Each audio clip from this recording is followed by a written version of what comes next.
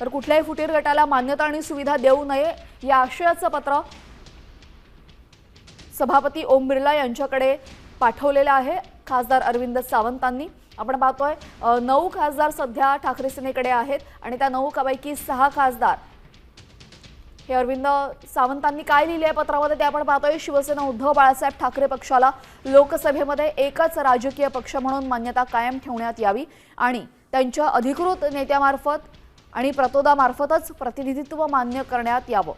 तसंच कुठल्याही कथित फुटीर गटाला स्वतंत्र मान्यता, दर्जा, विशेष अधिकार किंवा सुविधा देऊ नयेत अशा कोणत्याही मागणीवर निर्णय घेण्यापूर्वी शिवसेना उद्धव बाळासाहेब ठाकरे पक्षाला आपली बाजू मांडण्याची संधी देण्यात यावी।